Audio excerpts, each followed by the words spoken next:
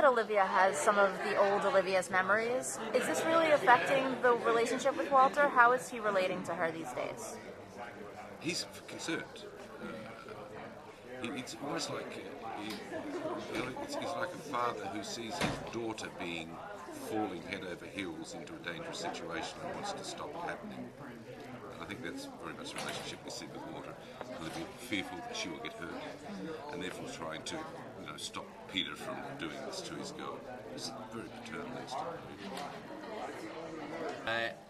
The fun of this season was, for as much time as I've spent with John working out the father-son relationship, and for as much time as Anna and I have spent in this really tortured, kind of work with dynamic, and then love relationship, and then epic love relationship, and then we don't know each other anymore. It has been fun to reset all of those relationships and go back to almost a new version of what a new show would be. I mean, Peter has the burden of all of that knowledge, but none of the rest of those characters do, and they're not even the same characters that he met at the beginning of season 1 because their personal histories are all different. So it's been fun to sort of redefine. It's, Walter particularly is so much more broken this time around than he was even at the beginning of season 1 when he was pretty broken. So to figure out how to be the not son trying to help that man get better again, given that his history is totally different, is, it's fun. That's Fringe. A little confusing sometimes, but it's been fun. Is there confrontation coming between Olivia and Meana? Because now that Olivia knows. Yep. So what does this dynamic look like? What can you tease about? It is an unforgiving relationship. I mean, I think Meana's a bit like a rat in a cage. I just keep a sharp stick in front of her at all times, and she's a person who wasn't a player, and Jones made her a player. So you have a life of bitterness and lack of participation in someone who's hugely talented.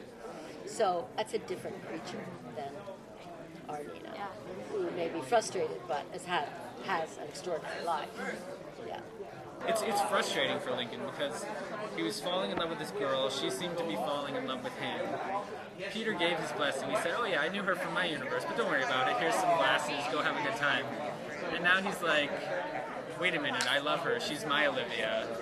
And even though she has been kidnapped and dosed with cortexavan and is starting to believe that she is having memories of this other Olivia, it's okay, she's mine now. And so Lincoln is pissed. He wants to know what the hell is going on and how to have his love be reciprocated. Because this is two Lincolns now that are completely in love with a woman who isn't reciprocating as much as he would want.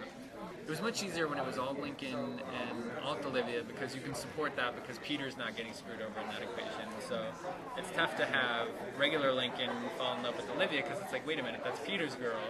And so I don't want to be taking anyone's girl.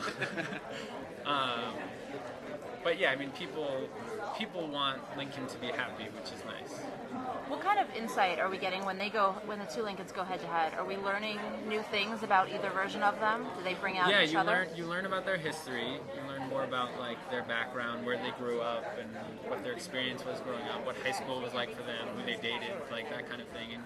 And their conversation essentially is trying to find that one moment, if it exists, where they became different people. Like the universes there's a World Trade Center in one and there's not one in ours, which is a very profound difference. And so they're essentially trying to find that ground zero, if you will, that caused them to become very different people. No, 16 hours are very light, actually. Oh, okay. That's the one where we take Jean for a walk, isn't it? Is that the one? I think it is. That sounds awesome. I know. Okay. We did.